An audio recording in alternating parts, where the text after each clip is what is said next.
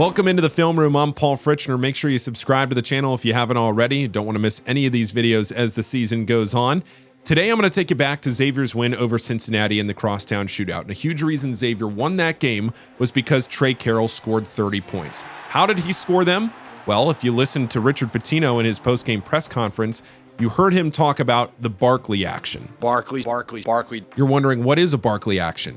It's a way for a player to create an advantage for himself by dribbling from outside the perimeter toward the basket with a lot of space around him, flipping his hips, posting his man up, backing him down, and going on to create from there. Let's look at the film now, and we'll start with a clip from Charles Barkley, who of course this is all named after. You'll see him with a ton of space. He is inside the perimeter, but still puts the ball on the floor, flips those hips, backs his man down, and scores.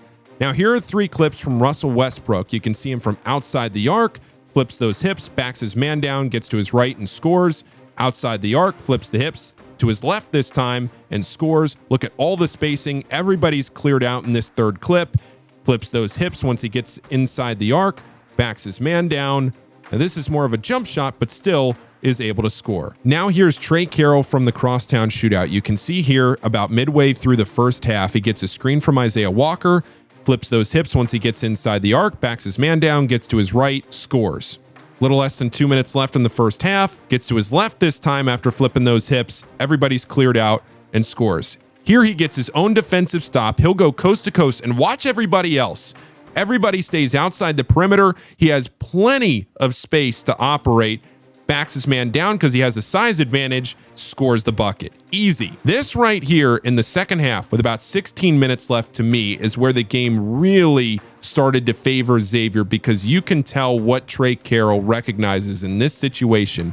He starts waving his arms furiously at Jovan Milicevic, telling him to clear out because Carroll recognizes the opportunity he has, gets the ball outside the arc, flips those hips, and scores. It's all about the spacing here for Carroll. Again, everybody outside the arc, he goes to work, ISO, bucket.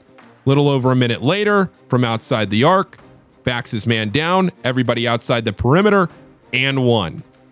Carroll took 4 threes in the first half, but only 1 in the second half because he recognized if it ain't broke, don't fix it, and if this is working, just keep going back to it.